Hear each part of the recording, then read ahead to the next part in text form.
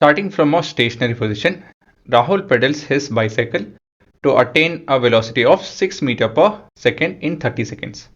ಈ ಮೊದಲೇದಾಗಿ stationery position ಅಂತ ಹೇಳಿದ್ರೆ ಏನು? ಸ್ಟೇಷನರಿ ಅಂತ ಹೇಳಿದ್ರೆ ನಿಂತ್ಕೊಂಡು, ನಿಂತು ಈ ಸೈಕ್ಲಿಂಗ್ ಶುರು ಮಾಡ್ತಾ ಇದ್ದಾರೆ ಅಂತ ಹೇಳಿದ್ರೆ ಏನೋ. ಇನಿಷಿಯಲ್ ವೆಲಾಸಿಟಿ ಯೋಚನೆ ಮಾಡಿ ನೋಡೋಣ. Then he applies brake apply ಮಾಡ್ತಾರೆ such that the velocity of the bicycle comes down ಅಂತ ಹೇಳಿದ್ರೆ ಏನೋ ಕಮ್ಮಿ ಆಗೋದು to 4 meter per second in the next 5 seconds. Calculate the acceleration of the bicycle in both the cases. ಇಲ್ಲಿ ನಮ್ಮ ಚಿತ್ರ ಹೇಗೆ ಕಾಣಬೇಕು? ಮೊದಲೇದಾಗಿ ಇದು ಲೀನಿಯರ್ ಮೋಷನ್ ಅಂತ ಹೇಳಿದ್ರೆ ಸ್ಟ್ರೈಟ್ ಲೈನಲ್ಲಿ ಹೋಗ್ತಾ ಇದ್ದಾರೆ ಅಲ್ವಾ. ಸೊ ಇಲ್ಲಿಂದ ಶುರು ಮಾಡಿಕೊಂಡು ಒಂದಷ್ಟು ದೂರ ಹೋಗ್ತಾ ಇದ್ದಾರೆ ಮತ್ತು ಅಲ್ಲಿಂದ ಏನೋ ಆಗುತ್ತೆ. ಸೊ ಮೊದಲೇ ಭಾಗ ಏನೋ ಸ್ಟಾರ್ಟಿಂಗ್ ಫ್ರಮ್ ಸ್ಟೇಷನರಿ ಪೊಸಿಷನ್ ಅಂತ ಹೇಳಿದ್ರೆ ಏನೋ ಇನಿಷಿಯಲ್ ವೆಲಾಸಿಟಿ ಏನಿರಬೇಕು? ಸ್ಟೇಷನರಿ ಅಂತ ಹೇಳಿದ್ರೆ ಏನೋ the object is at rest ಅಂತ ಹೇಳಿ. ಸೊ ಹಿ ಪೆಡಲ್ಸ್ ಅಂತ ಹೇಳಿದ್ರೆ ಆಕ್ಸಿಲರೇಟ್ ಆಗ್ತಾರೆ ಅಲ್ವಾ. So this is 0 meter per second. He pedals to 6 meter per second. Time ಇಲ್ಲಿ 30 seconds. ಮತ್ತು ಮುಂದೆ ದೆನ್ ಹಿ ಅಪ್ಲೈಸ್ ಬ್ರೇಕ್ಸ್. ಅವರ ಬ್ರೇಕ್ ಅಪ್ಲೈ ಮಾಡ್ತಾ ಇದ್ದಾರೆ. Comes down to 4 meter per second. ಅವ್ರ ವೆಲಾಸಿಟಿ ಕಮ್ಮಿ ಹಾಕೊಳುತ್ತೆ ಎಷ್ಟು ಸೆಕೆಂಡಲ್ಲಿ? 5 ಸೆಕೆಂಡಲ್ಲಿ. ಇಲ್ಲಿ 2 ಕೇಸ್ ಇದೆ. ಇದು ಮೊದಲೇ ಕೇಸು,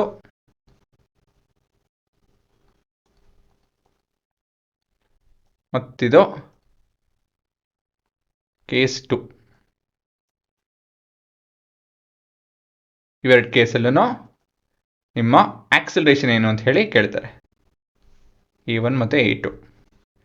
ಆಕ್ಸಿಲರೇಷನ್ ಫಾರ್ಮುಲಾ ಏನು ಮತ್ತು ನೀವು ಈಕ್ವೇಷನ್ಸ್ ಆಫ್ ಮೋಷನಲ್ಲಿ ಯಾವ ಫಾರ್ಮುಲಾ ಉಪಯೋಗಿಸ್ಬೇಕು ಅದನ್ನು ಡಿಸೈಡ್ ಮಾಡಿಕೊಂಡು ಗಿವನ್ ಏನಿದೆ ಅದನ್ನು ಬರ್ಕೊಬೇಕು. 2 ಕೇಸ್ ಇದೆ ಜ್ಞಾಪಕದಲ್ಲಿ. 2 ಕೇಸ್ ಇದು ಸಪ್ರೇಟಾಗಿ ಗಿವನ್ ಬರೀಬೇಕು.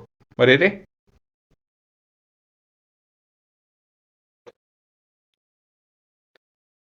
ಎರಡು ಕೇಸ್ ಇದೆ ಜ್ಞಾಪಕದಲ್ಲಿ. ಹಾಗಾಗಿ ಕೇಸ್ 1 ಅಂತ ಹೇಳಿ ಶುರು ಮಾಡ್ತೀನಿ. So case 1 S U1 V1 T1.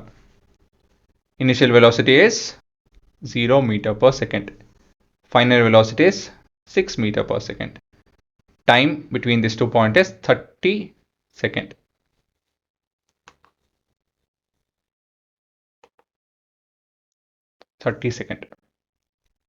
ಮತ್ತು ಮುಂದೆ ಕೇಸ್ 2.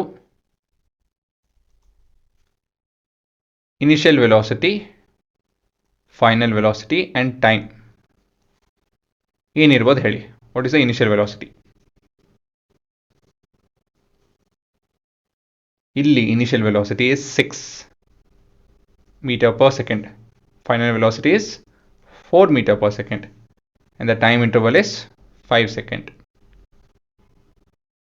ಅಲ್ವಾ? ಇಲ್ಲಿ ಇದೇ ಮುಖ್ಯ. ಯಾವುದೋ ತುಂಬ ಜನ ಇದು ಅರ್ಥ ಮಾಡ್ಕೊಳಲ್ಲ. ಇಲ್ಲಿ ನೋಡಿ, ಇಲ್ಲಿ ರಾಹುಲ್ ಅನ್ನೋರು ಇಲ್ಲಿಂದ ಬ್ರೇಕ್ ಹಿಡಿತಾ ಇದ್ದಾರೆ. ಬ್ರೇಕ್ ಯಾವಾಗ ಹಿಡಿತಾರೆ? ಒಂದು ವೆಲಾಸಿಟಿ ಇತ್ತು ಅಂದರೆ ಬ್ರೇಕ್ ಹಿಡಿತಾರೆ ಅಲ್ವಾ. ಸೊ ವೆಲಾಸಿಟಿ ಎಷ್ಟಿದೆ? 6 ಇದೆ. 6ರಿಂದ 4ಕ್ಕೆ ಕಮ್ಮಿ ಆಗ್ತಾ ಇದೆ. ಸೊ ಡಿ ಆಕ್ಸಲರೇಷನ್ ಆಗ್ತಾ ಇದೆ. ಹಾಗಾಗಿ ಇಲ್ಲಿ initial velocity is more than the final velocity and it's not 0. It's a non zero value. ಆಯಿತಾ? ಇವಾಗ ನಾವು ವರ್ಕಿಂಗ್ ನೋಡೋಣ. ಯಾವ ಫಾರ್ಮ್ನ ಉಪಯೋಗಿಸ್ಬೇಕು? 3ರಲ್ಲಿ 3 ಈಕ್ವೇಷನ್ಸ್ ಆಫ್ ಮೋಷನ್ ನೋಡಿ. ಯಾವ ಫಾರ್ಮ್ನ ಉಪಯೋಗಿಸ್ಬೇಕು ಹೇಳಿ ನೋಡೋಣ. V is equal to U plus ಹೌದು AT. ಈ ಫಾರ್ಮುಲಾ ಉಪಯೋಗಿಸ್ಕೊಂಡು ನಾವು ಕೆಲಸ ಮಾಡಬೇಕು. ಸೊ ಮೊದಲೇ case 1. Initial velocity is 6. Final velocity is 6. Initial velocity is 0 plus acceleration. First acceleration in time is 30. So this would be 6 is equal to 0 plus anything is the same thing. 30 by A1. Divide by 30 on both the sides. So 1 by 5 is equal to A1. So 1 by 5 meter per second. 1 by 5 meter per second is the acceleration between 0 to 6. ಎರಡನೇ case, final velocity is 4, initial velocity is 6, acceleration ಕಂಡುಹಿಡಿಯಬೇಕು, time taken is 5 seconds. ಮೊದಲೇದಾಗಿ -6 cancel ಮಾಡ್ಕೊಬೇಕಾಗುತ್ತೆ. So that would be -2, and this cancels, 5a square. So divide with 5 both sides. This is 0.4 is equal to a square. So a square is equal to, so ಈ ಥರ ಎಲ್ಲ ಏನು ಬರೆಯೋಂಗಿಲ್ಲ actually ಅಷ್ಟೊಂದು, metre per second square is equal to a2 is equal to -0.4 meter per second square. So this is a case of acceleration, deceleration. ಹೌದು, deceleration, decreasing velocity ಅಲ್ವಾ, negative value, ಹಾಗಾಗಿ ಇದು ಡಿಆಕ್ಸಲರೇಷನ್.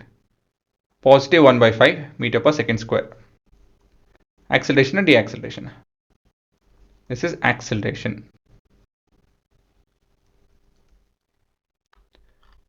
ಸೊ ಇದೇ ನಿಮ್ಮ ಉತ್ತರ.